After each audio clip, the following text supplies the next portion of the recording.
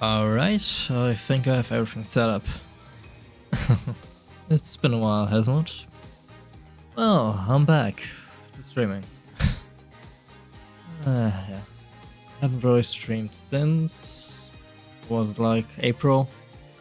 Yeah, so for anyone who doesn't know me, I'm Zafros, a variety streamer, variety gamer, better said, at start streaming.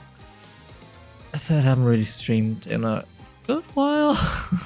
Stuff like IR came and kind of put a wrench into things, but I'm back and with a brand new game that just released a few hours ago. Ace Attorney Apologists Trilogy. Yeah, very nice to see this. I've been waiting for this game for a good while now, so finally seeing it released is amazing. I'm a very big fan of Ace Attorney. I played most of the games, so yeah, seeing now the trilogy, for which includes Paul Justice, Dual Destinies, and Spirit of Justice, is great. I think it's going to be a pre-show game, so yeah, I think it's good choice for like a return stream. Settings should all be okay. If anything seems off, let me know. We'll try to adjust anything. And here in the right bottom corner, you can see a little avatar I made in VRUT, a 3D model. It's pretty basic, honestly, but it's not a little thing that I have here to represent myself. So yeah. Other than that, I think everything is said and done, then we can begin. Cool. You can switch like this, okay.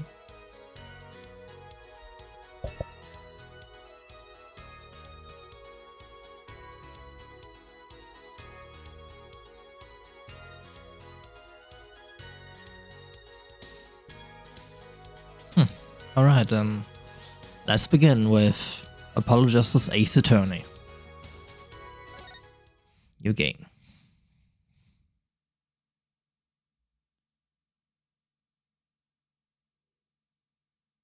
Episode 1.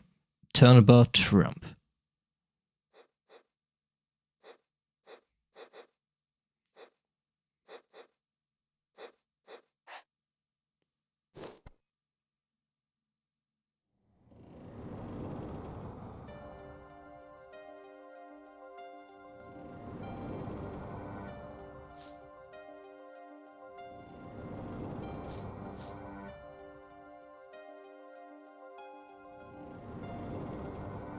Showdown time.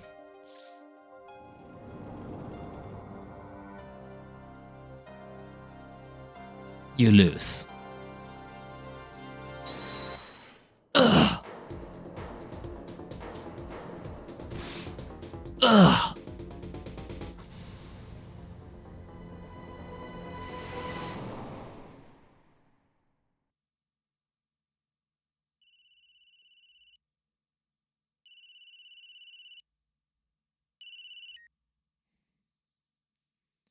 I seem to be in a bit of trouble. Something like that. Dead. Someone hit him hard. Me? Please. The cops should be here any minute. I'm in your hands. Should it come to that?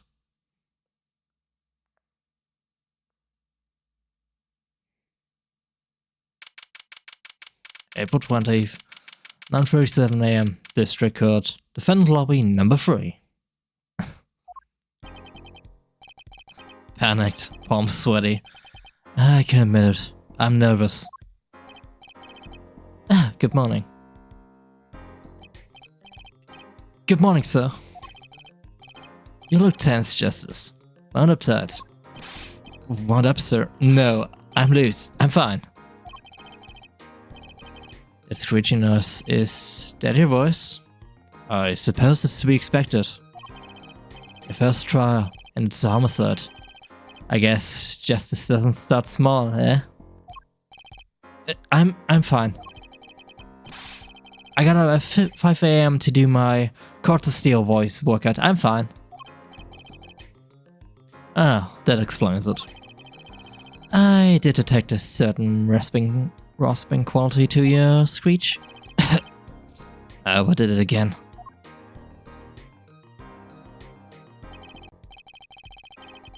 As you know, your client today is a good friend of mine.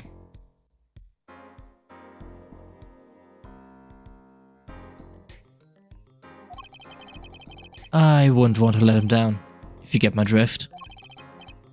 Drift gotten, sir. I'm all over the drift. As it happens, I dined with him the night of the murder. We can't let this case fall through. Yes, I'm fine, sir. One more thing. Don't say you're fine quite so much.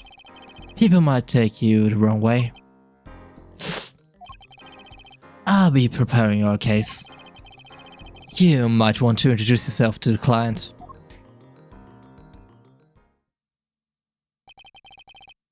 My name is Apollo Justice. If it isn't clear already, I'm a new attorney. And today is my first trial. Not that I'm worried or anything. The defendant has been accused of murder. My boss wants to help him out, of course, and so do I. I mean, there's no way he did it. Not him. No way. Oh, is that? Whoa. Good morning. Morning. It's all up to you today. First trial, nervous. Meeting him, cardiac arrest. I think I'm supposed to say something. Help? So you're... Fine, I'm fine. Mr. Fine, is it? I did remember you having an odd name. Well, we're off to a great start. Are you sure you're okay? I mean with me. Mr. Gavin is a top-notch defense attorney. And he's your friend, so why? You see. You can do it. Be confident. I'm really sorry this happened to you. I mean, It's time, shall we? Yes, sir. Okay, I need to focus. First trial. Here comes justice. April 20th, 10 a.m. District Court, courtroom number 2.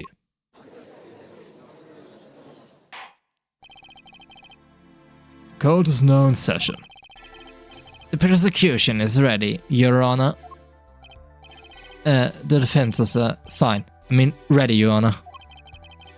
Mind going black. Don't panic. Too late. Your name was Mr. Justice. This is your first trial? Yes, Your Honor. But I'm fine. Really. Are you quite sure? Your voice sounds a bit strange. Mr. Gavin? Yes, Your Honor. I was under the impression that you would be heading up this case. That was my intention, yes. However, a defense attorney must always see to his client's wishes. And my client specifically requested Mr. Justice. Well, of course he wants justice. But to entrust this case to this greenhorn. Why? I do not exaggerate when I say that you're the best defense attorney in town, Mr. Gavin. Okay, so Gavin got trial experience, fine. But does he have courts of steel? Then let's begin. The defendant may enter the courtroom.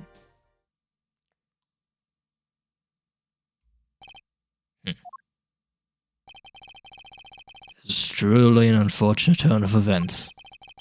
So we had to meet again under these circumstances. Long time no see, Mr. Wright. Oh boy. What happened to you, Phoenix?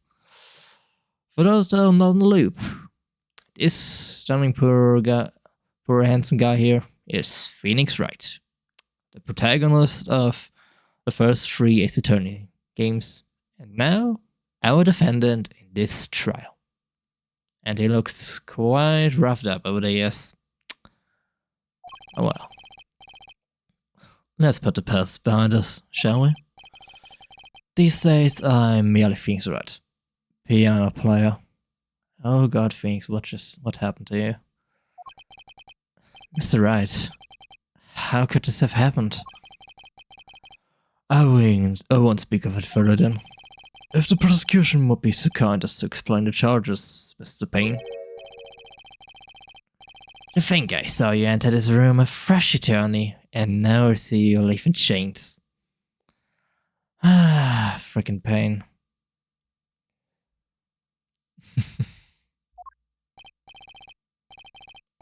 Winston Payne. Sabble as ever, I see.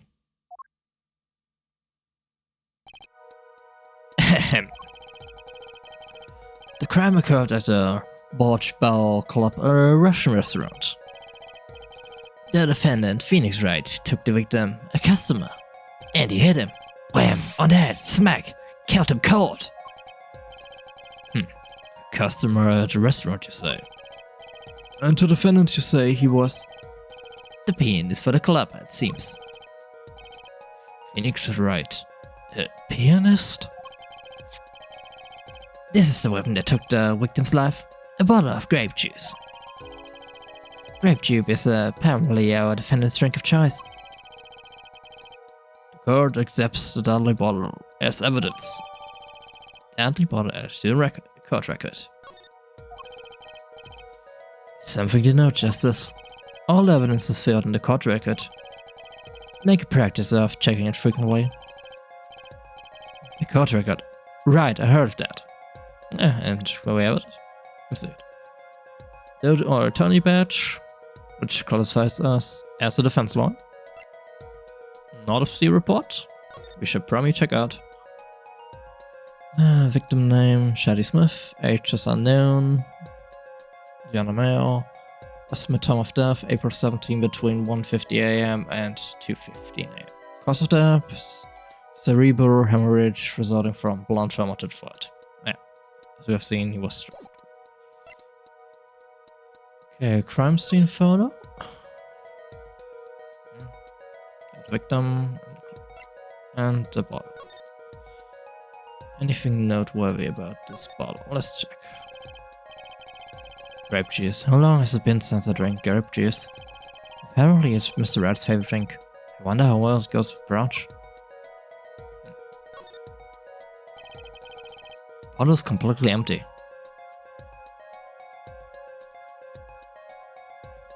Anything else to note? That seemed like it. I think we basically have everything we can do with this bottle.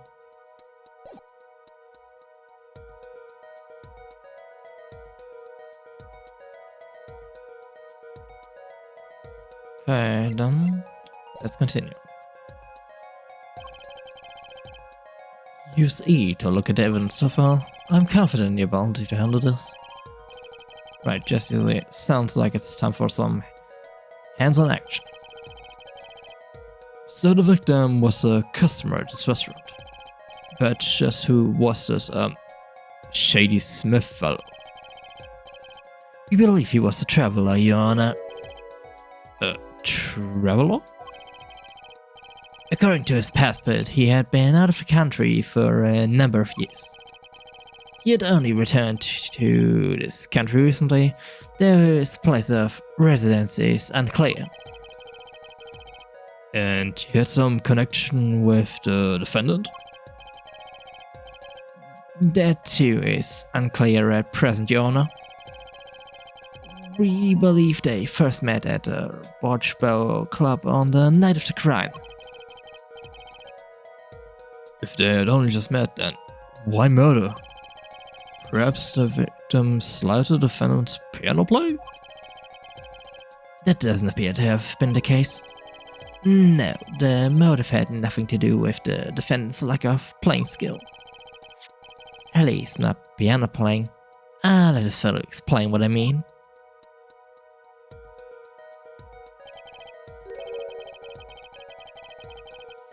As we can see, a game of poker was in progress at the scene of the crime. Wait a second. Isn't poker gambling? That's a crime in and of itself. Indeed, it appears the defendant has found to become the basest sort of criminal. It's true that the defendant was engaged in a game of poker with the victim. Yet it was only that, a game, in a pure sense, a competition, Your Honor. A competition? Yes, a test of wits. A silent collage of passions. Only the cards, their backs, wrapped in blue flame. Now its final outcome. Come again? The cards on the table had blue backs, Your Honor. I believe the defense was waxing poetic in an attempt to mystify those present. And impress women. That will be our first order of business here then. Find out more about this fatal game of cards. Very well, defendant. You have testified in court about the poker competition held the night of the crime. My pleasure. This is it. My first trial. Here goes nothing. Witness testimony. The competition. I am a pianist by trade, yet I can hardly play at all. My real job is to take on interested customers over at the poker table. The room where we play and the competition in there are the club's main attractions. The rules are simple. We play a game of poker using 2 decks of cards. That's all it is, a game, and our customers are happy.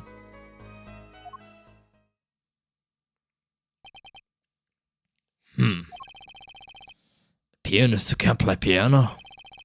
Better than a defense attorney who can't defend. Very well, the defense may begin the cross-examination. Right, Your Honor. First cross-examination. Don't blow it.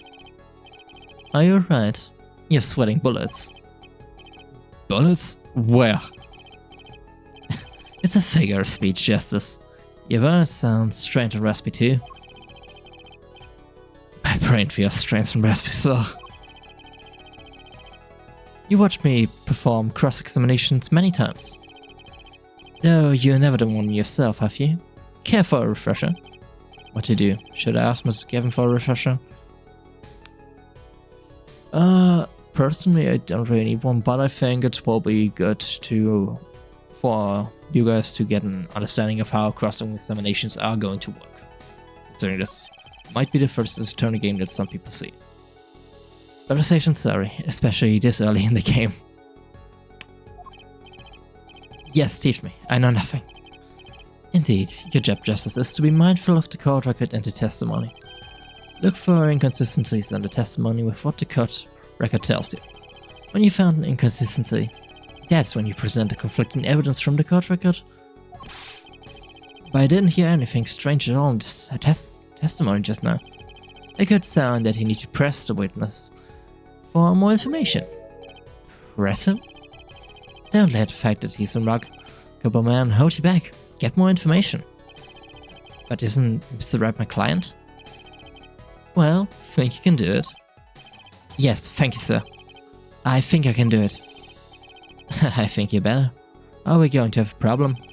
Just remember, find any inconsistencies, any lies in the testimony, and reveal them to the court. That is cross-examination. Learn it, then do it. Inconsistencies, lies. Phoenix Wright. I said Phoenix Wright would never lie, and it's up to me to prove it. The defense may begin the cross-examination. Cross-examination. Competition. Okay, yeah. Let me save, just in case. Okay. Yeah, let's get some info about this. You can hardly play? Oh, I play sometimes, when customers demand it. So I play them once song. That's usually all I want. Is that supposed to be a boss just now? The title of pianist is Mask, respectable face I wear for the world at large. Why are you really at the Borch Ball Club? Yeah. They pay you just to play poker? That would seem to be the case. I am a professional after all. Bah, do I take pride in that statement? It's just hard for an honest, hardworking member of society like me to imagine. Shut the fuck up, Payne. This guy hasn't changed a bit in all those years. Yes, your imagination was a bit limited, Winston. Damn, shots fired. What? I played poker for 7 years in the low room, and I've never lost. Once. What? You see why the customers come now? Feed the undefeated poker champion. It's quite a draw. That is, I'm quite a draw. Wait, you never lost once? Not even one time? As I said, I'm a professional. I played poker for 7 years and not lost once. Is that even possible? Statistically speaking, no.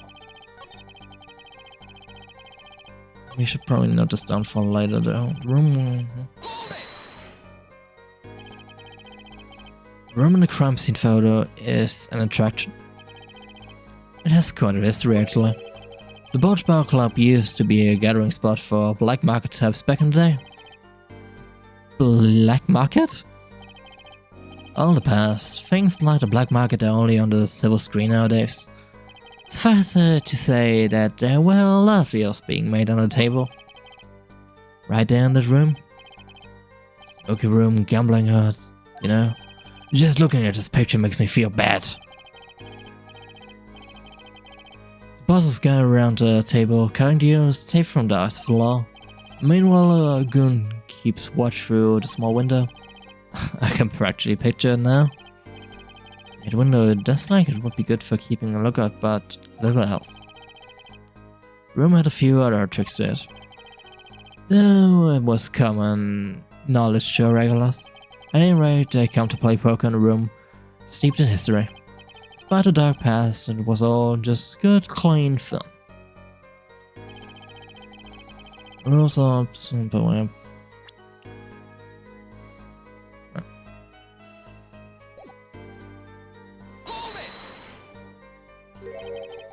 Two decks of cards.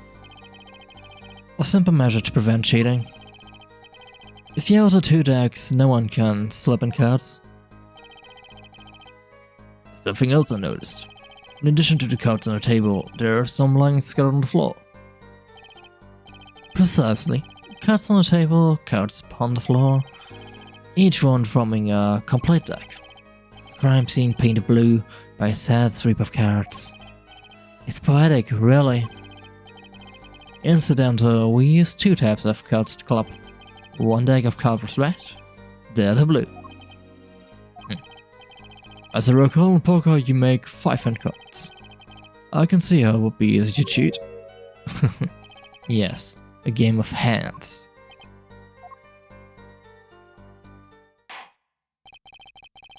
Competition you're talking about. I believe the court understands the nature of the game sufficiently. That's right. Was a simple game after all. Are you sure?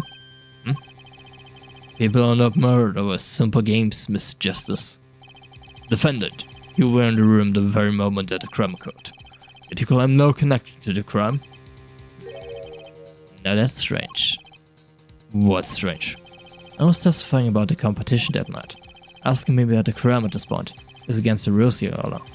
Of course, I expected to hear a cry of objection from the defense. I completely let that one slip by. Don't despair yet, Justice. So? Right, there's something I'd like to make clear. Namely, your connection to the case at hand. I'd like to hear it from you. Sure? Why not? Very well, the defendant will amend his testimony. Just one little press. I've got myself a whole new testimony. I played silence regarding the murder, but I will say that I never touched the murder weapon. Ooh, okay, that's an inconsistency.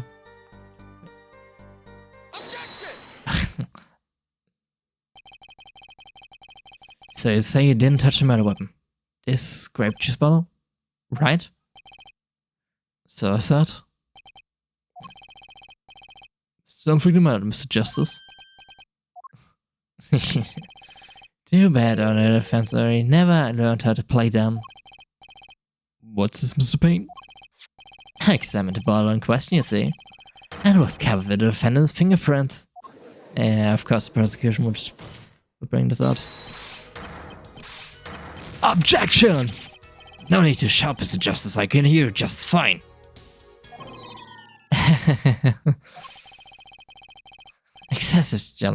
Excessive yelling can damage the judge, yes. And our case. But what about my court of steel? Anyway, what's so strange about fingerprints on a bottle in a restaurant? Well, that's true. Oh, they wouldn't prove a thing if they were normal fingerprints. Huh? But the fingerprints on the murder weapon were upside down. Oh, yeah, okay. Upside down? What does it mean? It means he was holding the bottle and rolled it. There can be only one reason for that. Yeah, if he's strong. Yes. To break someone with the bottle.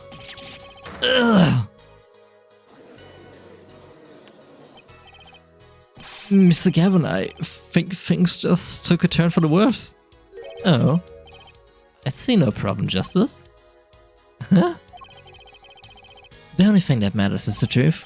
There's a good reason for everything, you see. Defendant, can you explain your fingerprints on this bottle to the court? Stand by my plea of silence regarding the murder? For now. Not very corroborative, are you? This could hurt your case. I'm sure he is uncooperative because he's hiding something. There must be some reason. Your Honor, you seem to have forgotten something. And what might that be, Mr. Gavin? On the night of the crime, who was it who reported the murder to the police? Reported? Well, that was the defendant, Mr. Wright, but still dead. Really? Yes, according to the case file. The murder was reported from near the scene by a call from the defendant's cell phone. Near the scene? Let's take a look at the diagram of the murder scene, shall we? Okay, let's see. The victim was murdered in a small room in the basement 2 floors from ground level. Of course, cell phones can't get reception so far down. The defendant used the stairs in this hallway to go above ground. The call came from the first floor of the restaurant. I see. And this is the phone that made the call? Right, cell phone added to the court records. You burn the defendant to notify the police from the restaurant first floor. The defendant could have just fled the scene of the crime if he so chose. Very true. Why would he call? Well, let's check if there's any. Oh, would you look at that? Wow, the battery is being held in place with a piece of tape. Just buy a new one. Maybe he can't afford it. Or he just doesn't care.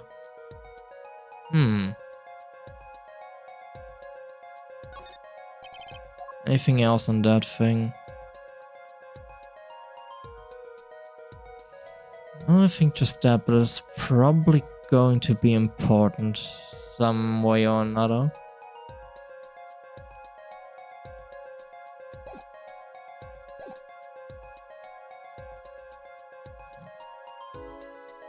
A second.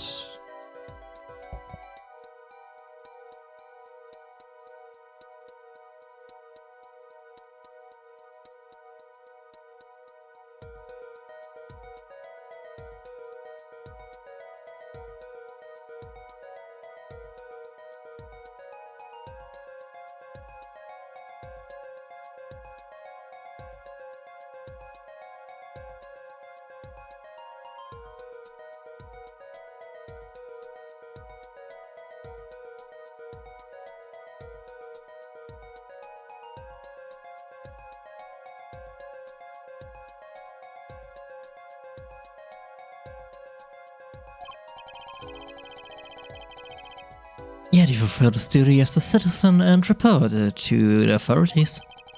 And you claim he's being uncooperative? Nice save, Mr. Gavin. I bear not waste this. I think the prosecution has toyed with our client enough for the time being.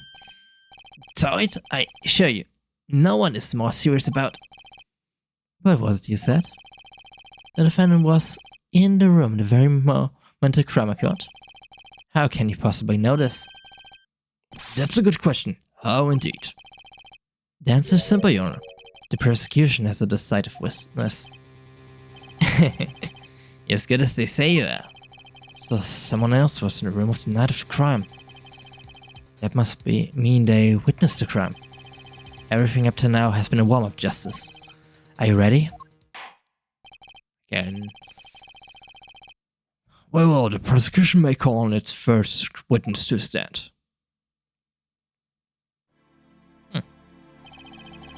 Oh, waitress. The witness will state her name and profession. Hold on just a moment.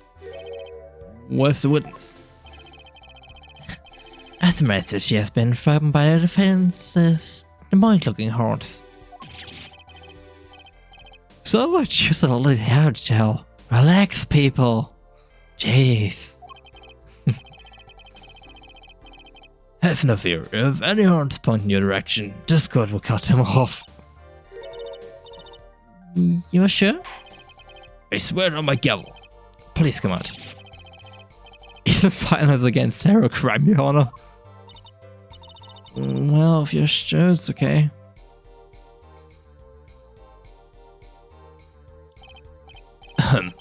No, wait a minute. The prosecution can't explain the witnesses. Mafia Morel? Yes. She's a professional, Your Honor. Those are merely the tools of her trade.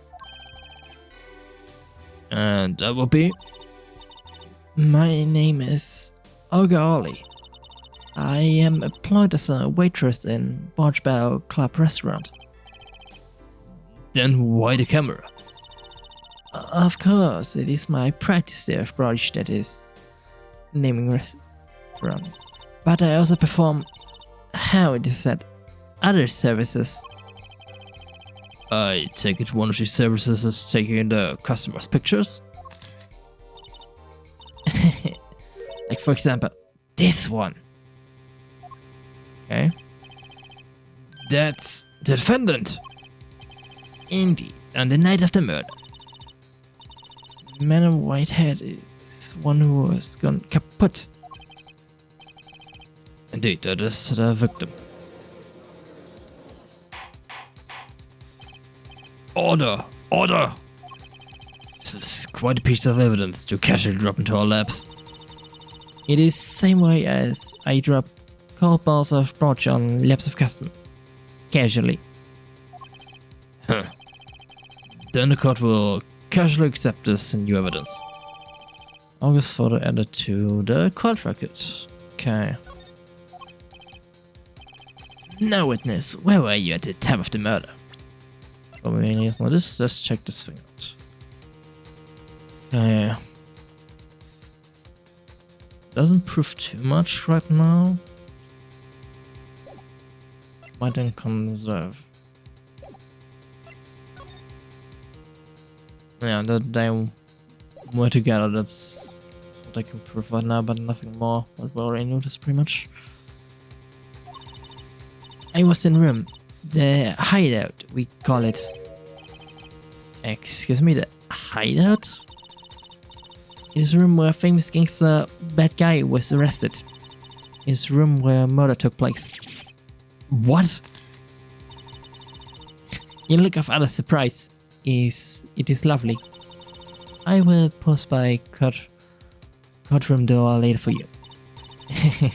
Photos will be numbered and you will write which ones you want copy of. So there were 3 people in the room at the time of the crime. The victim, Shady Smith, Mr. Wright and Olga Ollie, our witness. If Mr. Wright isn't the killer, that means... Well, that's what we're about to find out, isn't it? Very well, witness. You will testify to the court about that night's events. Witness testimony.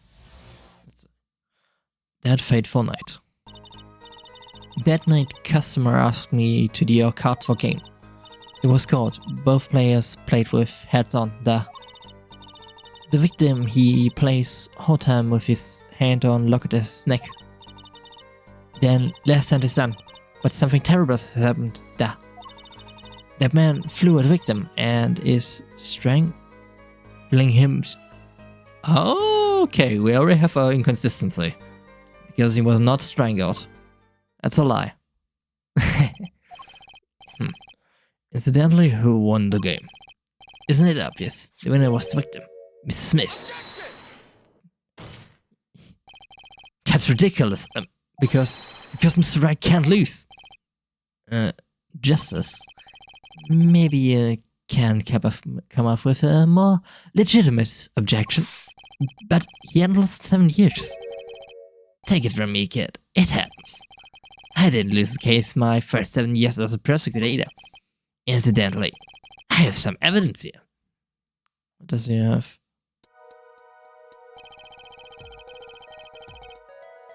Okay, if this is Phoenix Hand, then yeah, he would have lost against that. This is Full House. Both is Full House, but Pokemon rules would say that because King's the value is higher. Yeah, I would say.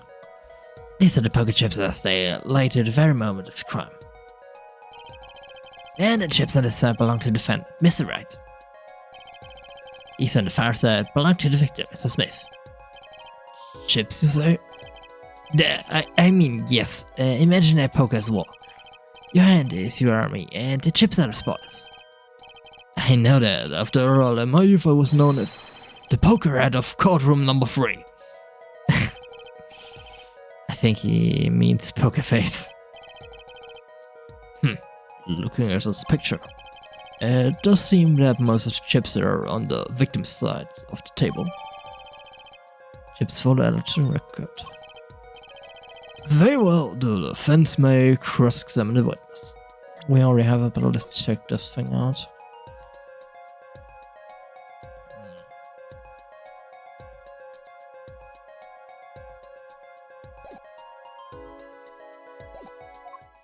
Nothing unusual yet, but we already know where to attack.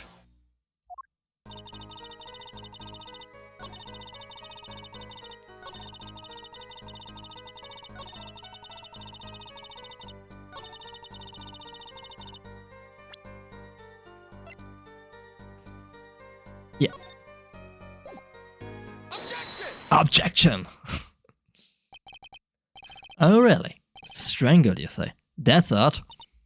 That number customer only choke on branch. No, I mean it's prostitute since the victim died of a blow to the head. Ugh! Miss Ollie, really now, did you witness the crime?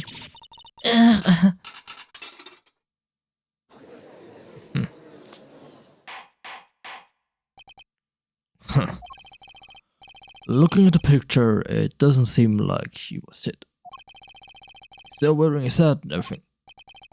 Yeah, this is the fact that he was hit, Your Honor. Oh, and your photo.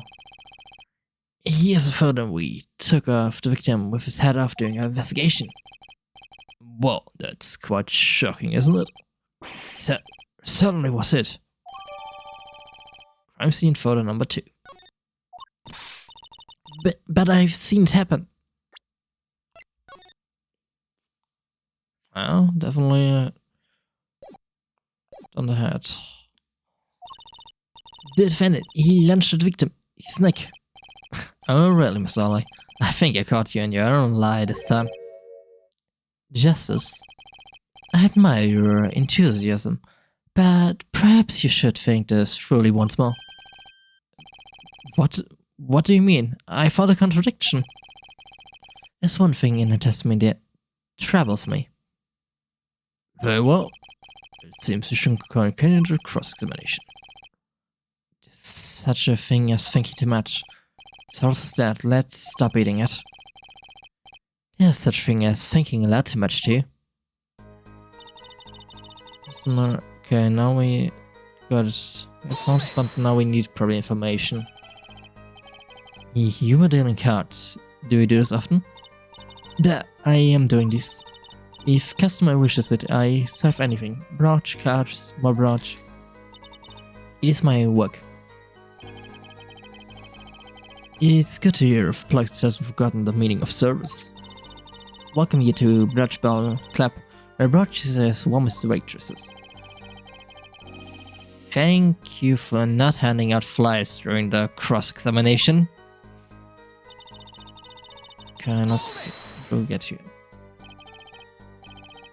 It's only April. How could it be cold? At Brooch Ball Club we have pride in authentic rustic Russian restaurant theme. Outside it is city in spring, but inside it's always as cold as Mother Russia. No way I'm going there. Hey, same Apollo. Can't stand the cold, no way I go there. When it comes to Brooch, cold is best seasoning there.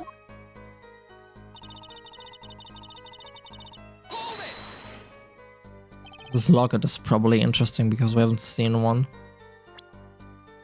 Isn't this entire thing? I don't think we've seen a locket yet. So that's probably an attack point. Is locket? I believe it was Gudlang Champ there. He equipped it many times as he played at night. Yes, he must have also might carry him to the moon stars.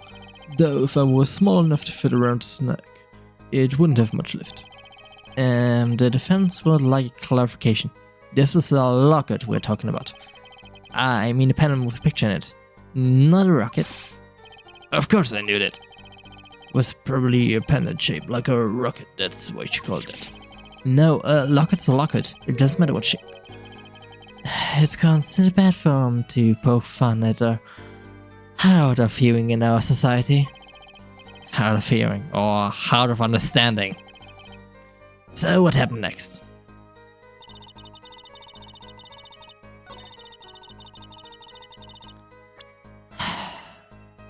There's no locket there, and there is, but other than that, there's none. Probably will be something we can contest, but I think we need more info first. So let's press this one. Oh no. It was the same one. It was the next one.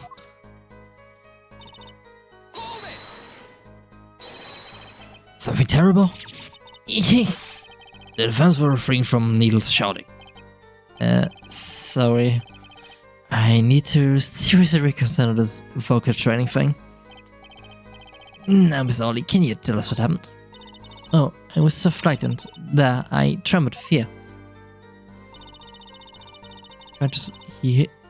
After the defendant tried to strangle a victim, he hit him with a bottle. No, we can press. Okay. Okay, we can't detect this yet. Because there are no strangle. I was thinking because there were no strangle marks on the victim's neck. Because if he would be strangled, that would be marked. But doesn't seem like we can do this just yet. Or anything yet. You didn't say anything about hitting before. So sorry, I must be forgetting to start. Witness, you will take greater care with your testimony. Oh, I'm sorry, Your Honor. In the case of the discrepancy with the autopsy report of me, defendant made it to strangle his victim and then changed his mind, and chose simpler blood than me to do the job. Yes, it sums it nicely. So strangled him, then hit him. Something's fishy about all this. Go ahead, I believe you know what you need to do. Right, sir, leave it to me. There were only 3 people in the room at the time of the murder. The victim, Shady Smith, yeah, Mr. Wright, and if Mr. Wright isn't the killer... I've got you now, Ollie.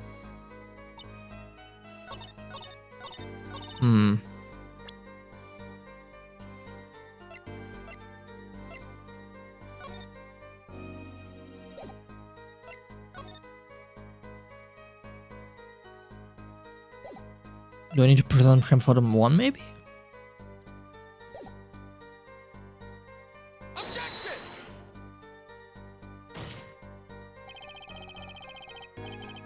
No, I can't take this yet, or not.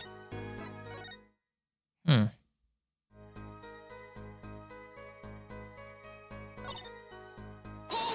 I'll react for this.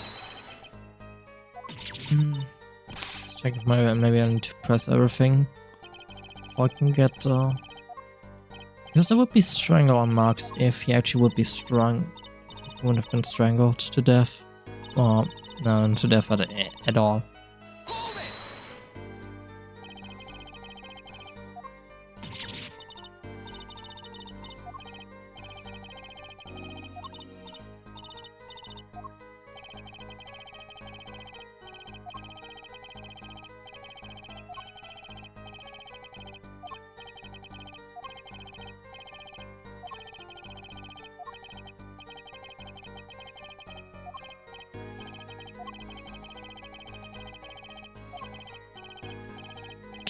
I can think of two things: either the missing strangle marks, or the locket. It could be it, because there is no locket around his neck here anymore. I'll just let me say for good measure.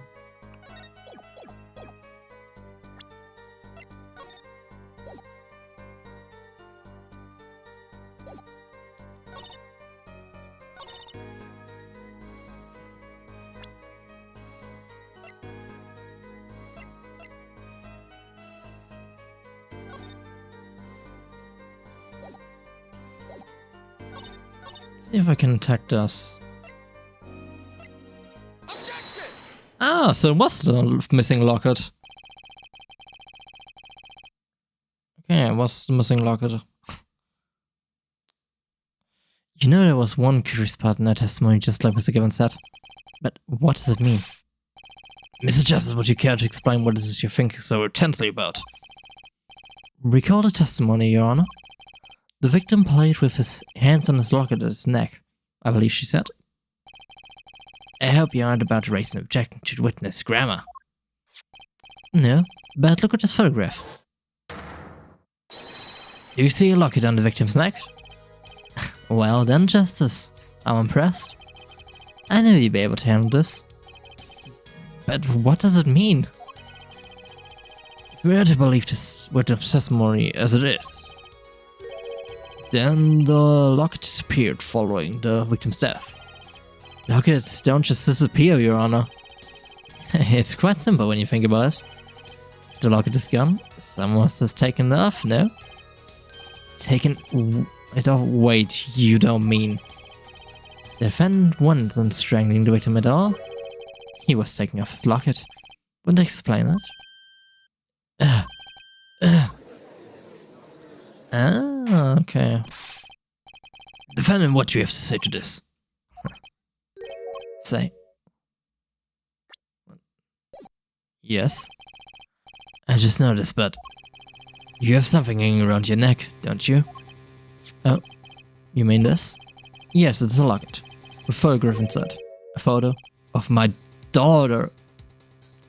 Ooh, Phoenix. You haven't told us this. So where do you have a daughter? Come again? Mr. Wright, you have a daughter? We confirmed the attempt for arrest. The picture in the locket is indeed Mr. Wright's daughter. Yeah, but this makes... That's the thing now. Why would the victim have a locket that belongs to Phoenix? That will be crucial. So Mr. Wright has a locket too. Why don't I buy that it's just a coincidence? Because it's not. Because if we check this photo, there's a no locket and he has that. So potentially the victim has stolen that. Or there was a reason why Phoenix gave it to him. One. If the result of this poker game led to murder, perhaps you ought to be worried about the outcome of the game. Further testimony won't really be necessary. It's clear that the defendant lost badly. Oh, but you look at that. Miss Ollie, You will testify to the court about the gameplay between the victim and the defendant.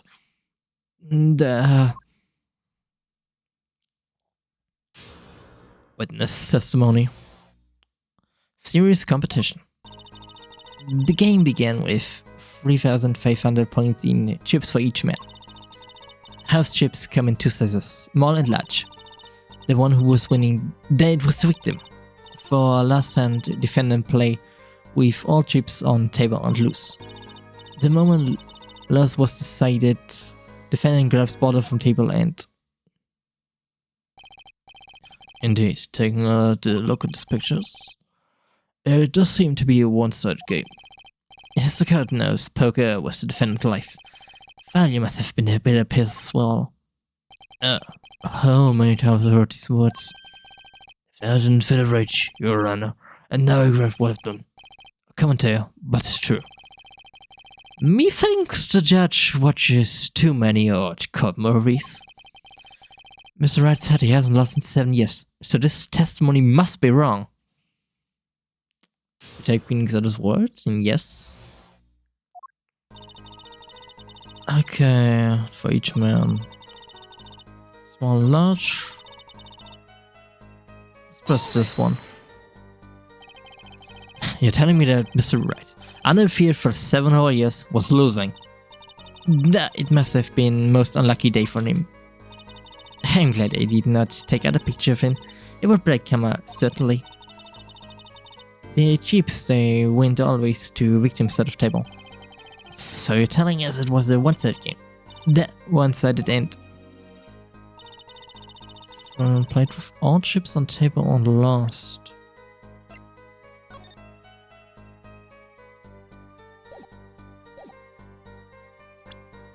No, I'm still in fascinated info. Why am I getting conclusions? Last hand. It was largest points of any hand. The defendant's hand, it was excellent. He tried to use it to take victory from behind. Both the defendant and the victim heard are in this picture. It's truly an excellent hand. Probably so the victims. One way highest number wins, so defendant loses. The victim, Mr. Smith, had a stronger hand than defendant and crushed him. I believe that explains what occurred next. Once cards laid down on the table, it happened.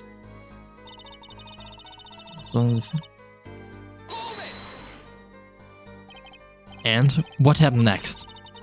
Even to think of it now, I shake and tremble. I did not believe such thing would happen. What such thing? Please, you must believe I had no idea. How could such thing occur? What such thing? Yet. The defendant had been hitting victim. I saw it all happen, right before me. I saw a ball coming down on victim's head. The size of isn't it, Your Honor? My witness saw the very moment of the crime. Huh. Remember, your first goal is to gather information. Yes, sir. You got contradictions, here comes justice. Yeah. First need info before we can really start with something. Are those the usual starting points? Were any special rules used? No, not special. Usual game, usual rules. If each man began with 3,500 points, then the total would be exactly 7,000 points. Please, this isn't calculus. It's not even long division.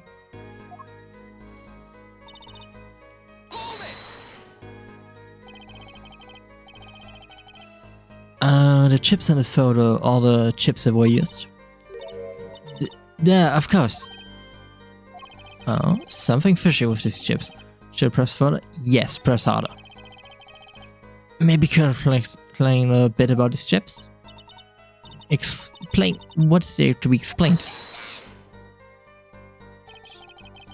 Poker chips are poker chips. They're not fish and chips, not a chip of the old block, not a motorcycle company.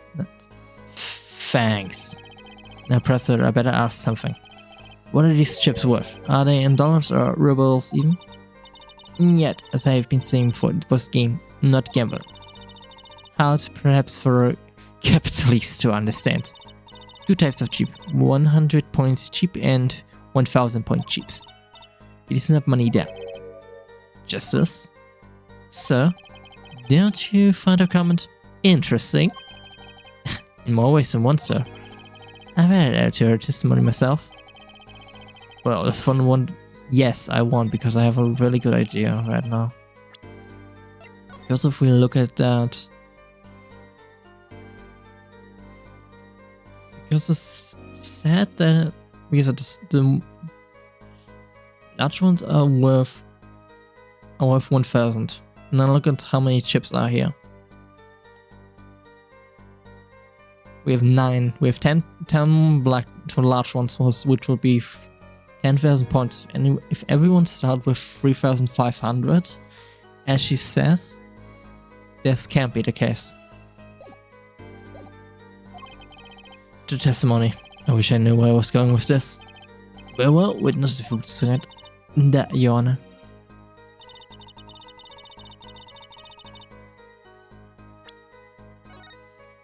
Yeah. We need formally first info about that though. Scammers said this testimony is important. To be honest, I have no idea why. Mr. Justice, do you do a favor and think of what you want to say before raising your hand? We're not in kindergarten. Sorry, I'm fine. Better think of something to ask. And quick. The 2 types of chips. There? The small ones are 100 and the big ones 1000. Right? Right, of course. Don't waste our time. Is that all? Great. Mr. Kerr made me stop her and now I'm the one who looks dumb. Oh, Justice. Please try not to embarrass me like that. Me? There's a clear contradiction in the information you have in your hand. It's a simple matter of calculation. Go on, try it. We're not in kindergarten after all. Calculation? Yes.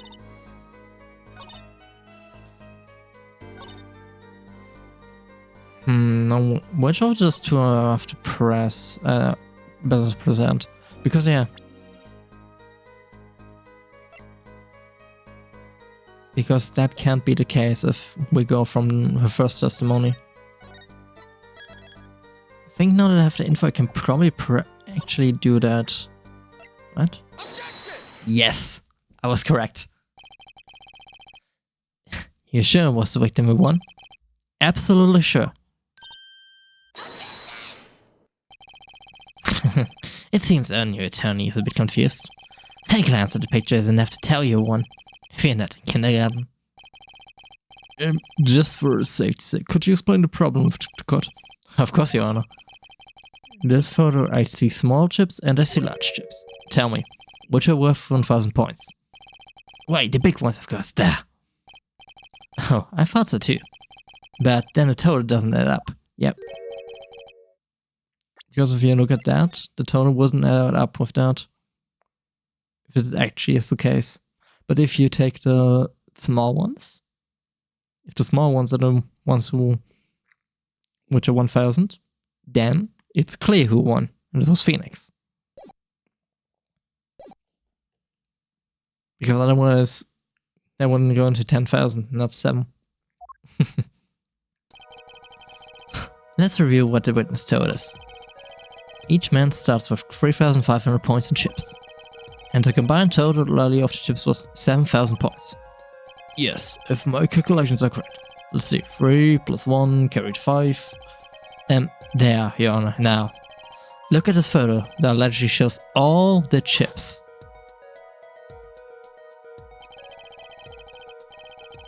If the big chips are worth 1,000 points and the small chips are worth 100, and you add them up, how much is it? Do it yourself. You're on to kindergarten, are you? Yeah, 10,600 points. The chips don't add up. This clearly contradicts the witness testimony. But why? How could this be? Exactly, Justice. Now that you know the what, you must determine the why. Right, there's only one possible way to explain this contradiction. Starting points were wrong, chip count was wrong, both were right. They both are right, because it's the other way around. Each man began the game with 3,500 points. All chips are indeed shown in this photograph. Then there can be only one answer. Well, what is it?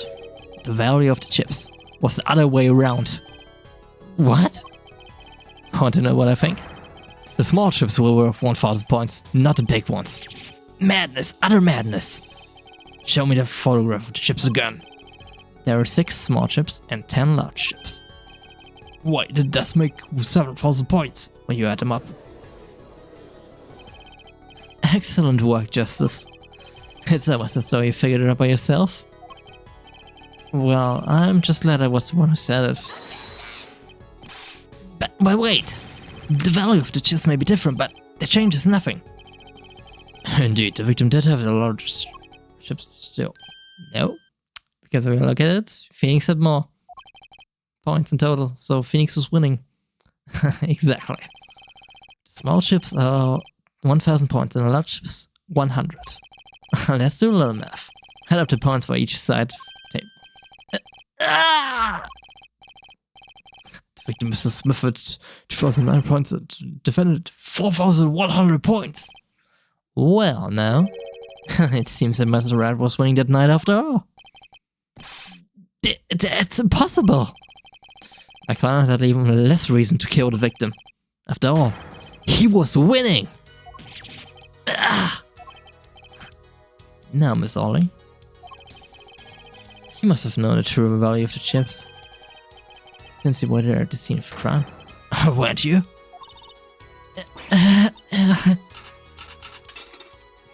We got her, nice. Order! Order! It appears the defendant had lost his motive. Mr. Wright's supposed defeat never happened. Must not are so.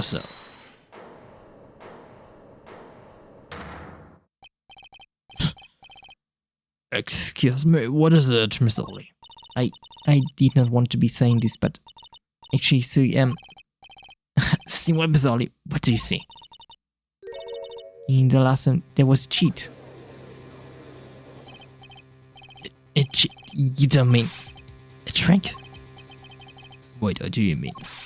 Scam. They're all the same thing.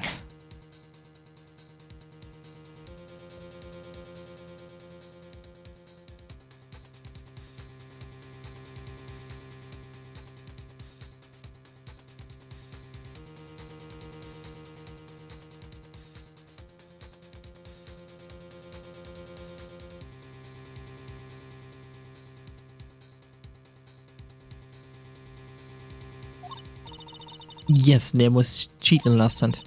That is why again ends with cheap as they are. Great, just great. First way of lying, now cheating. Well, this case certainly has taken a turn for the interesting. Witness, you will please testify to the court. Tell us about this cheating. The final hand. So the victim was cheating then. Final hand. The last hand, both men had full house. There's 4 of each card in deck, from ace to king. If you look at both men's hand, cheat is more obvious. Next moment, king becomes argumenta. Defendant's trick was exposed. He took ball in his hand. Poor Mr. Smith. Huh.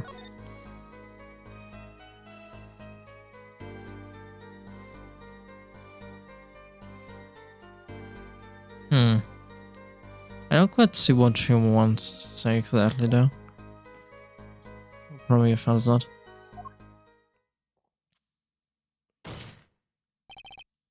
Miss Ollie, why did you not tell the court about this from the very beginning?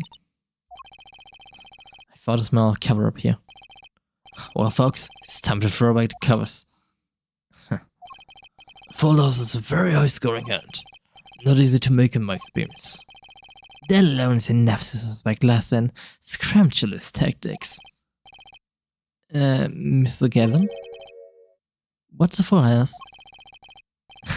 Now as he says, you don't know your poker.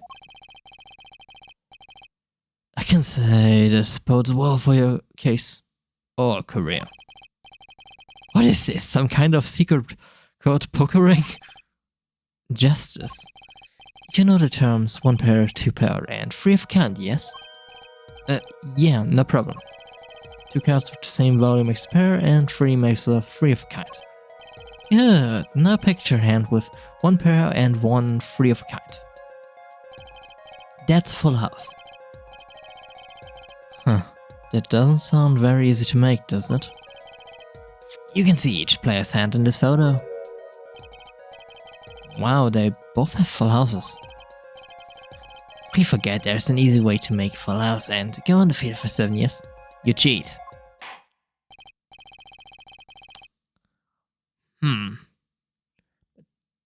Let's spin this further. If we say Finks was cheating,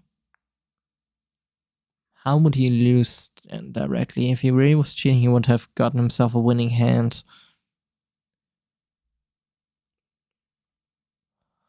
The defense may cross-examine the witness. If he did cheat in the last hand, that's the only one important question. Is the red lost that hand? Yeah, exactly, Apollo. Who's ever heard of a professional conman losing when they cheat? Yeah, this does not happen. If someone cheats in the game, they cheat to win, not cheat to lose.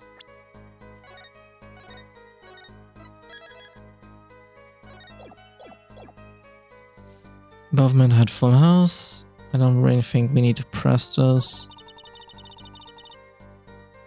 And press this for 4 of each card, you say? There is 1 spade, 1 diamond, 1 heart, and 1 club for each card.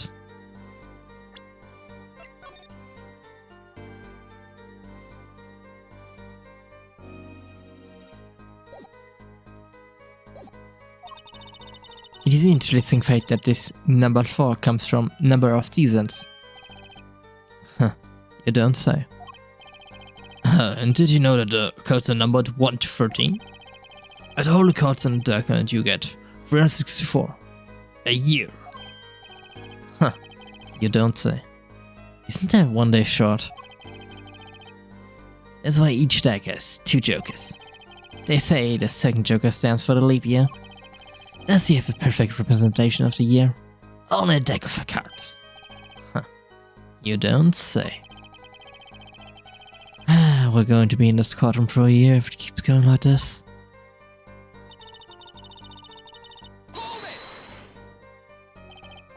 How was it clear? Well, the defendant, he played a 5th ace. 5th ace? I still remember both hands very well.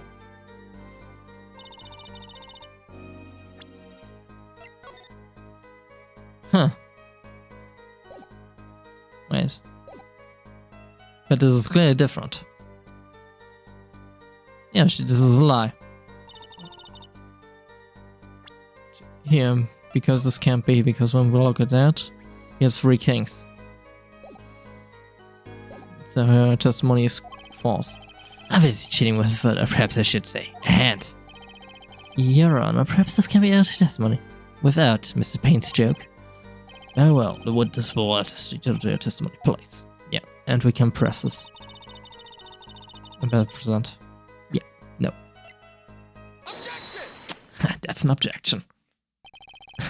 It appears the witness is mistaken. Mistaken? But my name. Look, this picture of evidence clearly contradicts what you just said in your testimony. That's full of chips, is it not? Justice. Perhaps you ought to explain your point in a way that the judge can comprehend. In other words, use your finger to point out what. Yes, please point out the contradiction in this photo. Particular point contradicts the witness's testimony.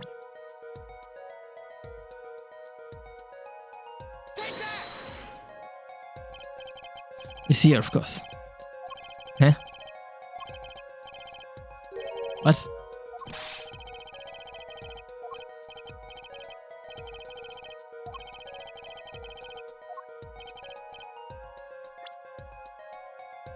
Do I need to point to the ace?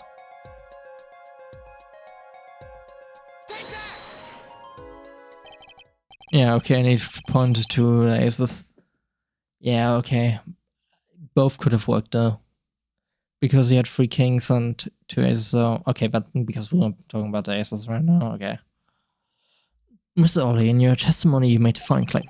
Mrs. Smith's case. Yeah, but as you can clearly see, the victim said only had 2 aces. Eek. Well, maybe the witness was simply confused. Perhaps it was the defendant's hand that further some question. Take another look at the evidence. As you can see, the defendant also has had 2 aces in his hand. Where's this 5th ace? I see cheating, alright, and it's going on right here in this courtroom. 2 aces in each player's hand does make 4 aces total. Hold the proof of cheating. Wait, please. It is true, I have seen it. 5th ace. There was cheating, I swear to you. That's odd. She must be lying, yet she's the most sincere I've seen her all day. You're right to trust your instincts. Mr. Gavin? Who knows what lies in store for us in this trial had? Your Honor, if I may, I have a suggestion. What might that be, Mr. Gavin? If you don't mind, perhaps we might examine the actual cards. The cards? Mr. Payne. Yes. The player's hands that night were set aside as evidence, were they not? The defense would like to request that the cards be shown to the court. Very well, the prosecution will submit this evidence. Which will you examine? The victim's hand or the defendant's hand? That's... Scouts don't prove cheating was going on. Nothing will. No, which of these hands is more suspicious? Both of them, the most suspicious one.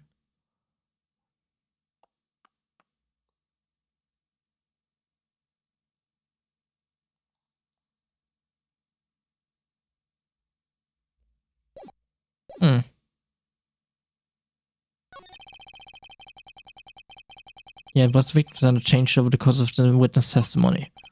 The defense requests time to examine Mrs. Smith's card. Very well, Mr. Payne, if you would. Very well. The victim's hand. Huh. Time's wasting, get to it, Justice. Yes, sir.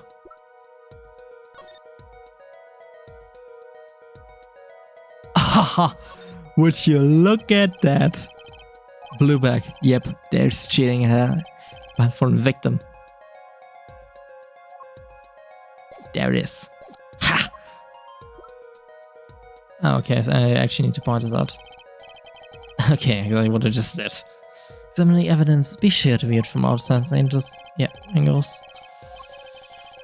Yeah, I just did that.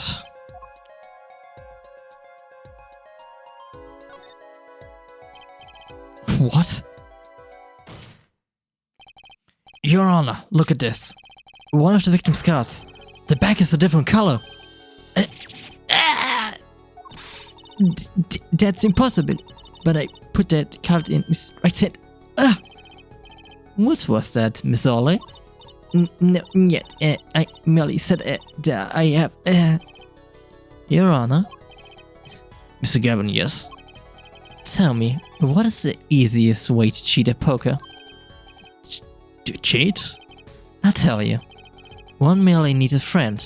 A comrade, shall we say. The dealer. Wait, so you mean... This witness, Miss Ollie. She's a cheater. A professional, I'd weigh. Yeah. Order. Focus, Justice. Time to take advantage. Of a mistake. Your Honor, please recall the testimony we just heard. That's impossible, but I put the card in right hand. Ergo, Miss Ollie conspired to cheat with not with my client, but with the victim, Mr. Shady Smith. Oh, fuck yeah. Oh, the theme for the proper persuasion is so good in this game. In general, the music in Ace Attorney is really good. Not only did she cheated poorly, therefore, it's not hard to imagine an altercation between her and the victim.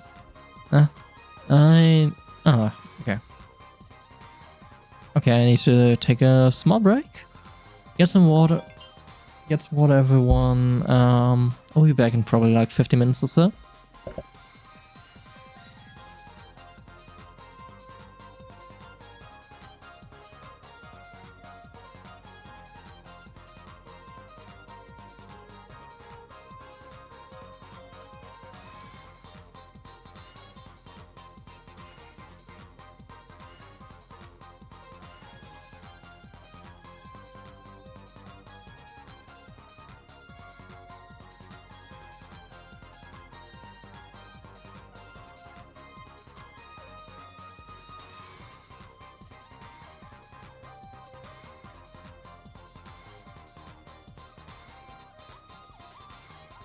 Oh well, seems I still have some time.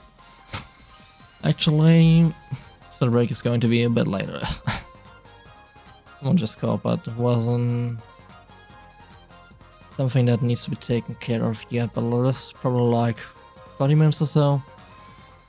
Might actually be done with case 1 when that time comes, but we'll see. What? Wait, you don't mean the defense is the accuser, the witness, Miss O'Gorley, are you? Time for justice. There were 3 people in the room at the time of the incident. If Mr. Wright isn't guilty, that means I am. The defense accuses the witness, Miss O'Gorley, of murder. She failed.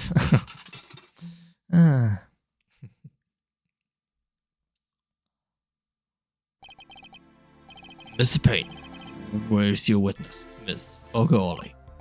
It appears she has lost her consciousness, Your Honor. Huh. Mr. Justice, Your Honor? It seems you've presented a new possibility to the court. One suggesting a connection between the witness and the victim, Mr. Smith. And that means this court cannot pronounce a verdict for the defendant this time. What? I did it. I held out. I see no point in prolonging the trial today. Prosecution will need to make further inquiries. Wait, Phoenix? Mr. Wright? You can't end the trial here, Your Honor. Not yet. What nonsense is the defense spewing now? Think of the cards. One of the cards had a different color back. Don't you wonder what it means? What are you doing, Mr. Wright? Raising objections right when you're about to get off took? Ridiculous. Mr. Payne, you of all should know. Mr. Wright has a talent for the ridiculous. Not untrue. Considering we presented Parrot one time and stuff. Definitely, if you haven't, you should probably play the Ace Attorney, the trilogy of the original 1 to 3. They're also on Steam pretty cheap, so definitely recommend. But that's a topic for another time. Perhaps you should get to the bottom of things. Let's clear up the facts about the game That Fateful Night.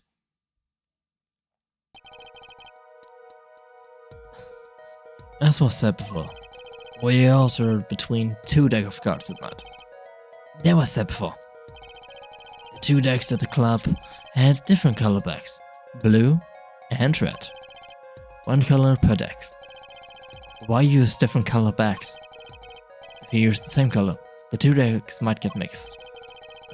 You use different colors and they still got mixed up. We used the red deck for the last game. I see, but that's odd. For some reason, I have this impression that we're using the blue cards. Yeah, me too. I'm sure someone said something about blue cards. Yeah, Gavin said blue cards. Whatever could this mean? Whatever. In the end, one card of the wrong color got into the mix, which means there was cheating. Yes, a card slipped into the deck, which seemed to indicate cheating. Yet, this cast raises two serious questions. Apollo? Yes? Let's consider the first question, shall we? Think. In the last game, when was the card swapped? Ooh, that's actually a good question. At which point in the game was it swapped? When? There are three broad possibilities here. It could have been swapped before the murder, during the murder, or after the murder. Oh yeah, thanks for the news, Pulton, Mr. Right. Because it was swapped. Oh? It might be as simple as you think, Mr. Payne. Or it might not be. I'd like to hear what Apollo thinks first. When do you think the cards were swapped? Was the card swapped into the deck? I think after the murder, actually.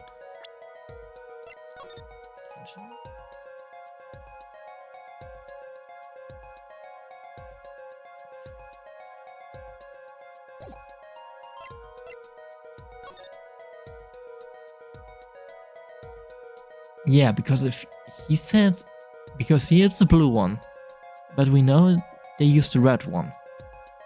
So this means it was swapped after. Has it happened after the murder? Oh, it's that ridiculous. What's the point of cheating after the hand has been shown? That's silly. Yes, but tell me, how do you swap cards during the game? I'll take silly over impossible. Take it from me, son. There's a lot of silly in this word, very little impossible. Oh? Even when the backs of the cards are a different color? If you pulled that during the game, you'll be caught in no time. Quite true. That would mean that the blue card in question was swapped after the hands were shown, after the murder. So if we assume August's testimony is correct, this will also implicate feelings of cheating in this case, but this means someone else was responsible for that, right? Okay, this is going past silly and straight into the crazy. Ask again, what's the point of cheating after the game's over? Who would do that? Well, indeed, that's one of the mysteries before us. Is another? Yes, a simple, yet decisive question must be asked. Who swapped the red card for a blue card? Who? The game and murder is done. The victim is dead. Only two remain in her room. Alive, that is. The defendant, Phoenix Wright, and our witness, Olga Ollie. Okay, so who was it that swapped the red card for a blue? It wasn't Olga, it wasn't Phoenix, it was someone else. One swapped the cards wasn't Mr. Wright, of course. And, well, it doesn't seem like it could have been Miss Olga Ollie either. What are you suggesting? That's hardly a logical conclusion, I'll admit. As a defense, I think it stands for you to name Miss Olga Ollie at this point. Yes, I know. But she was the one who dealt the cards, right? I just can't believe she would make the mistake of swapping the wrong color card. Yeah, exactly. If the card was swapped during the game, it'd be obvious. Something you'd like to share with the court, Mr. Wright? Oh, my apologies, Your Honor. I was just thinking how much fun all of this is. Fun? How about confusing? I have no idea what the defense is claiming, Your Honor. If the one who stopped the car wasn't defended, and it wasn't Miss Ollie, then who was it? Yeah, well, that is a question, isn't it? Precisely. Huh? I believe we're about to see this case taken a new direction. A new direction? I find that, indeed, after the murder, someone swapped one of the cards in the victim's hand, and that someone made two critical mistakes. I'm sure you're going to tell us that first was swapping the wrong color card, because the one who did the swap didn't know two colors of the cards were being used. The other mistake was the number on the card. The number? Yeah. Right, the person replaced the fifth ace with a king. Sure, whoever swapped wasn't expecting there to be a fifth ace after all. All they knew was the game had been won with a full house. So they picked up a king from the table and swapped it in. Huh. The only people that went down was... Wait a fucking second. Phoenix was there, the victim was there, Olga was there, and there was another person who only could use circumstantial evidence, better circumstantial info, which would be... Ooh, now it gets juicy. Christoph Gavin. Because he's the only one who only knew what Phoenix would have told him. Right? Ooh, now this stuff is getting juicy.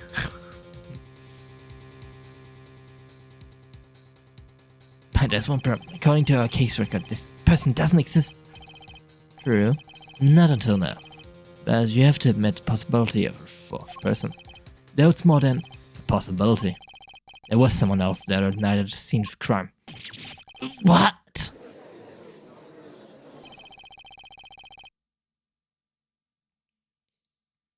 I believe the judge spoke truthfully earlier. Did you make trials? Ridiculous, Mr. Wright. This trial is proceeded on central assumption. Namely, at the time of the incident, there were only 3 people in that room. I believe this new evidence, shall we say, overturns that assumption. The problem is that you choose to conceal this information from the court. I suppose that is a problem, yes. Court is adjourned for a brief recess. Mr. Gavin, I'll see you in my chambers during the recess. Certainly, Your Honor. Very well, the trial will resume in 20 minutes. Okay, wait for recess. If we think about it, the only one that could have operated on that would be Gavin. From what we know, because at the very start, he was the one who was saying that the cards were blue, correct? And he would only know what Phoenix had told him at what we saw in the flashback at the very beginning of the case. Could he have truly have done it? Huh. Well, we shall find out. April 20th, 11:52 a.m. District Court, defendant lobby number 3. That was quite unexpected, Mr. Wright. To suddenly claim there was another person at the scene of a crime like that. I must ask, is it the truth? Oh, well now, I think you would know the answer to that. Oh. Oh. Being mysterious, are we? Sadly, I have no time for mysteries. I've only asked you, leave the defending to your defense in the future. Otherwise, I cannot guarantee the outcome. This is a very often threat. Oh hell. Oh hell. I see you haven't mellowed out one bit, Christoph. Justice. Yes, sir. The judge has summoned me to his chambers, so carry on without me. You did well, Apollo. Can I ask you something? Sure. That locket you wear, is that really yours, Mr. Wright? You're wondering about the victim's disappearing locket. Here, you can take a look at it. That's a picture of my daughter in there.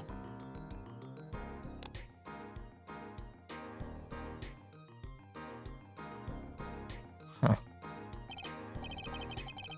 I'm just surprised to hear you had a daughter. Most people are. Perhaps you meet her one of these days. One more question. The one who cheated that night, was it you? What do you think? Huh? You know what happened 7 years ago, what I did? Whoa. Hold your horses, what? It's not unreasonable for you to think I might cheat. What? Phoenix, what are you talking about? You have never cheated in your entire career. What changed? Okay, that's intriguing to hear. What the fuck? I never, honest, but it is odd that he managed to go undefeated for 7 more years. Want to know something?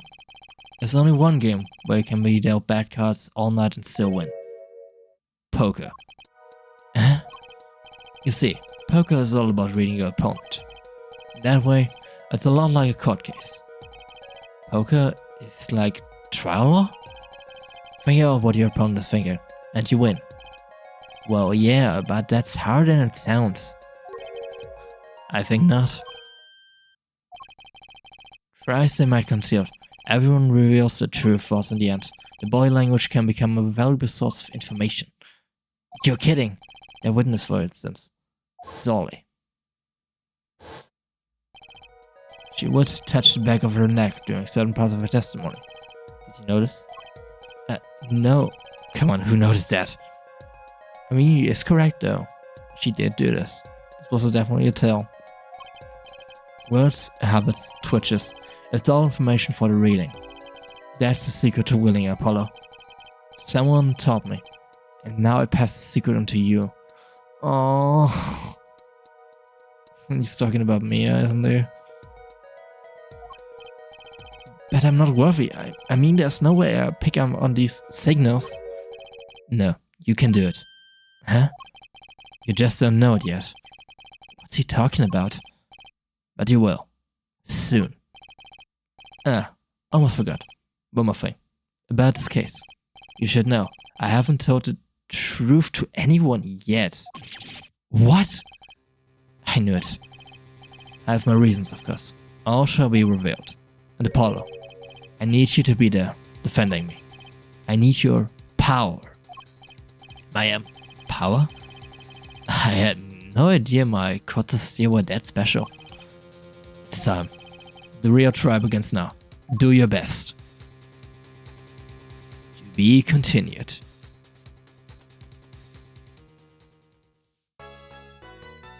Save current progress. Yes. Oh boy. Continue on to the next chapter. Yes. April 20th, 12:40 p.m. District Court, courtroom number 2.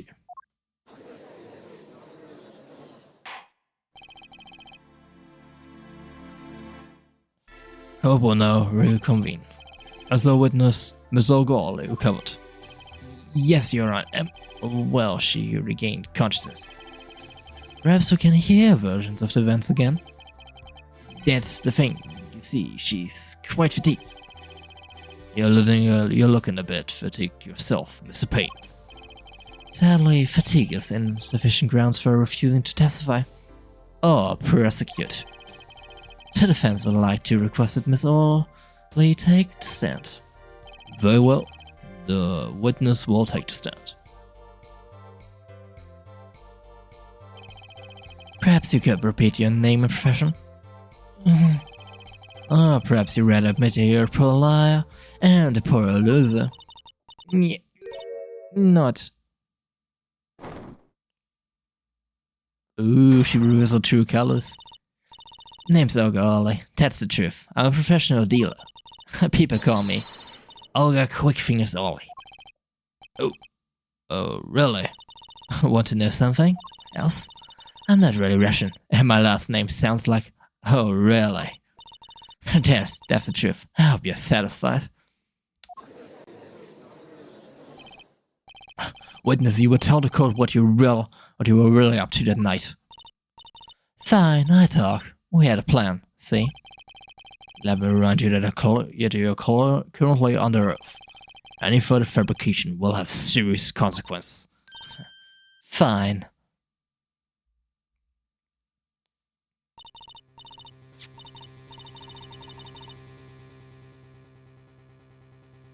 Like I said, I'm a pro.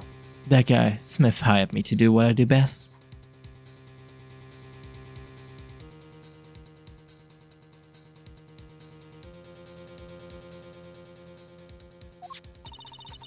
I was planned at the Roach Barrel Club several days prior to the night of the game, as a waitress, so we were in cahoots with the victim. Not that he needed my help. Smith is a well-known poker player in some circles, but winning wasn't the main purpose of this game. It was about destroying a legend, the unbeatable Phoenix Wright.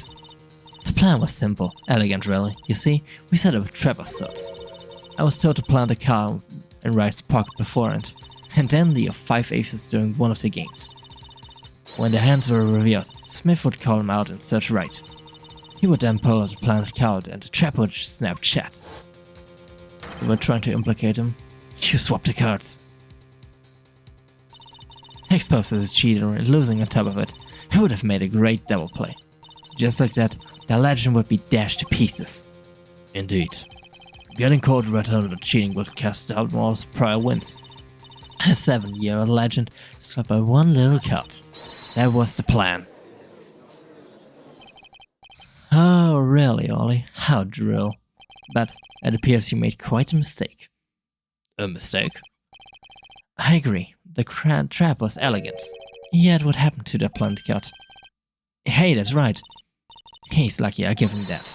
You have to be free from that trouble like by Olga Quickfingers Ollie. Oh, really? The witness would be much cuter if she dispenses with the evil mastermind shtick. Cute? Who wants to be cute? I'm not cute. I'm bad. You hear me? Bad. If we're being bad, perhaps you could testify. Yeah, coach, tell us about this trap and how it was sprung.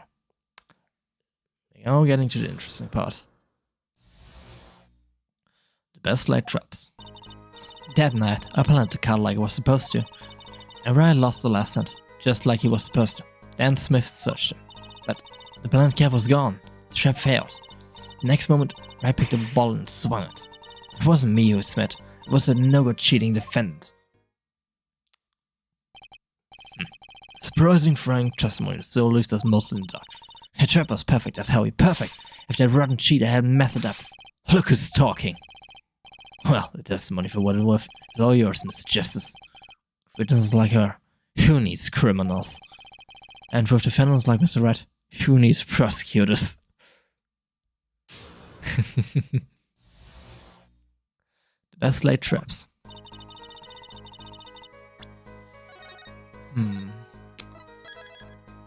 Let's get our info first.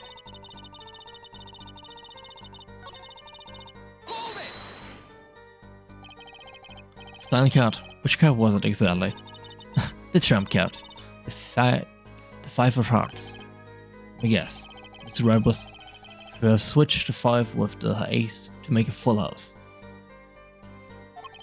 At least that's what we're going to accuse him of doing. Thereby ruining his legend. I slipped into Red's pocket.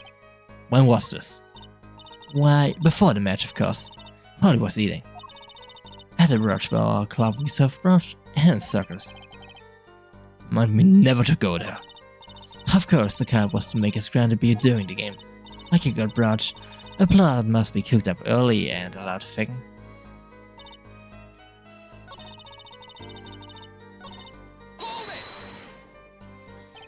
So everything went according to plan. Exactly. The 5th ace came up, so it's obvious the switch went off without a hitch. Once the extra card found his pocket, I would be forever known as a cheater and fraud. There are worse things to be known as, I suppose. Tell us what happened with the search. Carl couldn't have just gone. Like, it couldn't have just disappeared into thin air. Someone must have someone must have took the card if that were the case.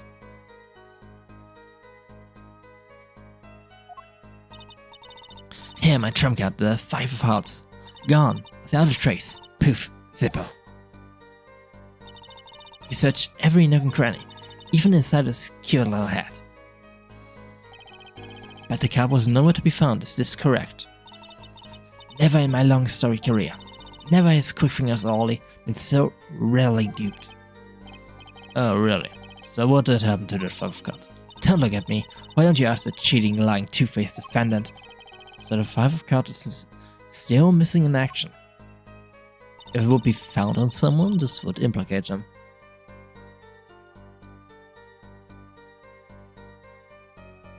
Next moment, I'm put in bones.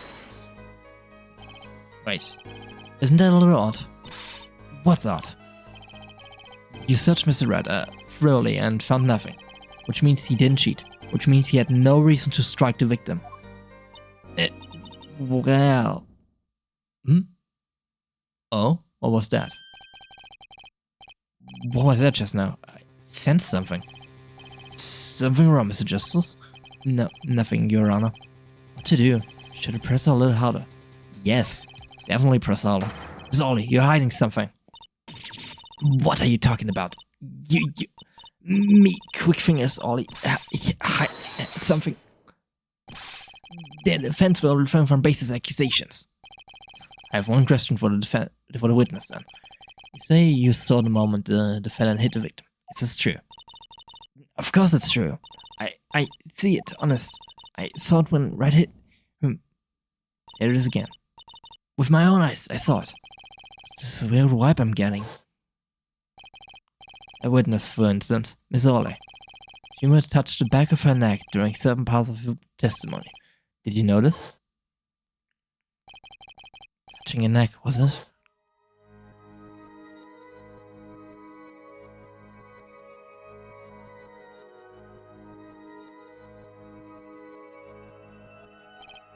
Whoa, what's going on? This sensation. It's coming into focus. There, they twitch. It's so clear. It's like I could perceive a habit, like I couldn't before. Perceive.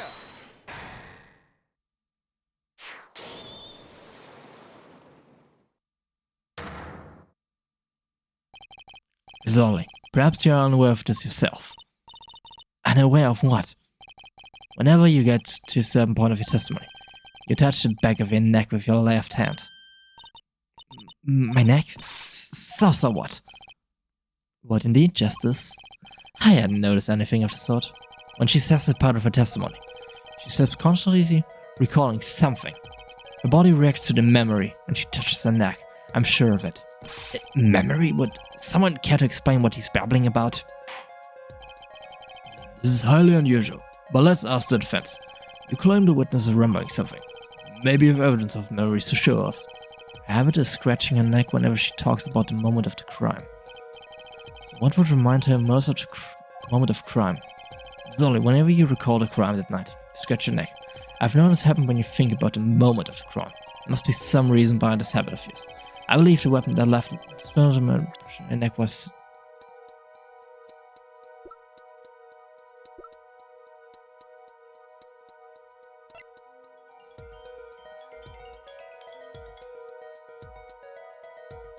okay. Good. As I mentioned earlier, I need to take a small break now. I'll be back in like 15 minutes or so. Until then.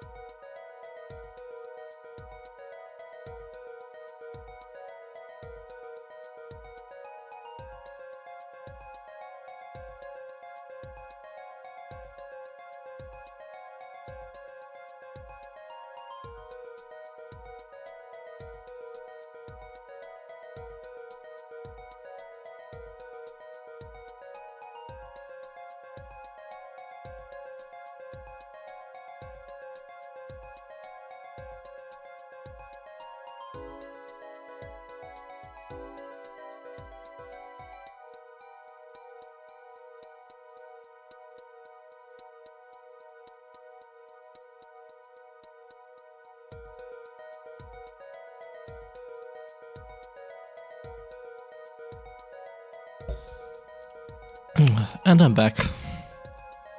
Had to take care of something real quick, but I don't know. Okay, I believe the weapon that left an impersonal impression on Negus. The only thing that could have been the juice ball. There was something off about this thing entirely, because as you can see, it's completely... The bottle is intact.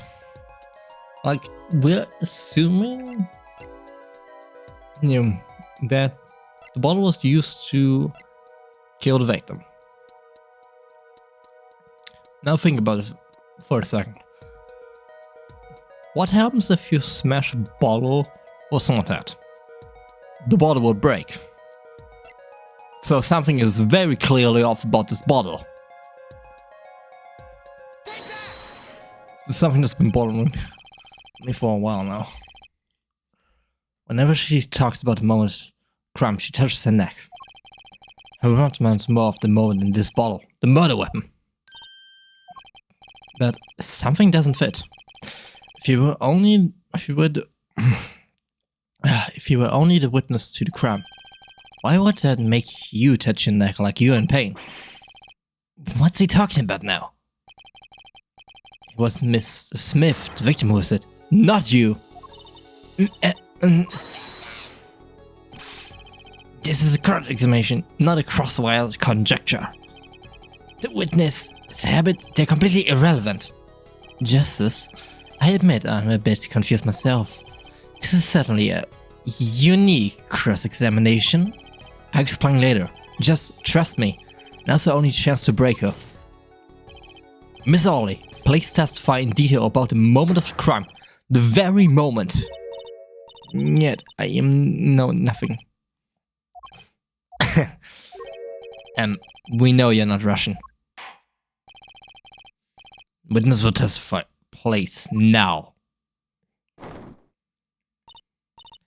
Fine. He's the only one to land hit until the cops got there. No, that's wrong, because Phoenix was the one who made the call. Miss Orley, we have a record here that clearly contradicts what you just said. It states that the police were alerted by a report from the defendant. And we know that the defendant left the room, climbed the stairs, and made that phone call from the first floor of the Broachball Club. So explain how you kept your eyes on the defendant when he left the room entirely. We now broke her finally. Huh? The man who picked up a bottle and swung it at the night wasn't the defendant. It was the victim, wasn't it?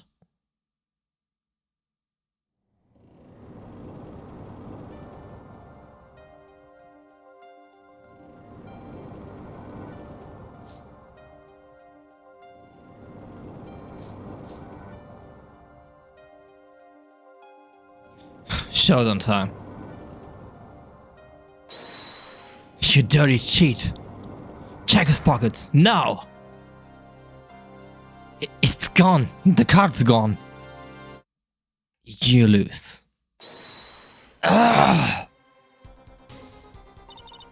Just then, Smith grabbed the bottle from next to right, and he hit me. You... some master of cheating you turn out to be. Eek. When I came to... The victim was already dead. The victim was already dead, isn't it? That's why I couldn't reveal who it was. It came out that there was a leak with Smith. I'd be a suspect for sure. Well, where does this leave us? Madness. This is madness. I'm dreaming. It must have been me who was hit with a bottle, and I'm imagining all this. It appears the prosecution is wind's end. And frankly, I can't blame him. Mr. Gavin, what do you think about this turn of events? Mr. Gavin? Sir? I believe that as the defense in this case, we are compelled to call Miss Orley a big fat liar. What? Three were in the room the night of the murder: the defendant, victim, and her. And she has a motive. A motive? Her plot foiled. The witness got into an argument with her client, Mr. Smith, and an announcement of that argument was murder. What? I didn't. I'm not a killer. I'm no killer. It's a trap. Someone's trying to frame me.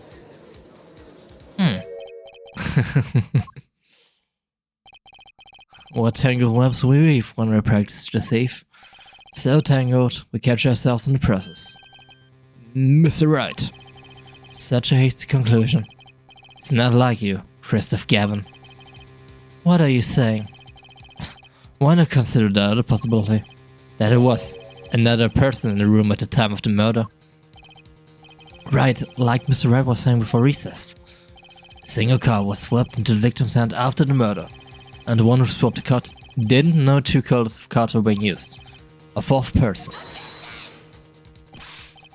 Ha! This theory again. Your fourth person doesn't exist. Indeed. That's why I decided to bring this case to court. Here, where there's no escape and no chance for deception. The perfect plan to catch the real criminal. The real criminal? And we're in luck. A clue to the real criminal's identity was kindly provided by us, for us, and right at the beginning of the trial, no less. What? Apollo, perhaps you know what I'm talking about? Sorry? Remember what I said. The fourth person who swapped the cards made one critical error. He or she wasn't considering the cards of them. Right, but how could such an obvious mistake occur? The cards used for the last game were red. Yet, there is one person here in our court who thought those cards were blue.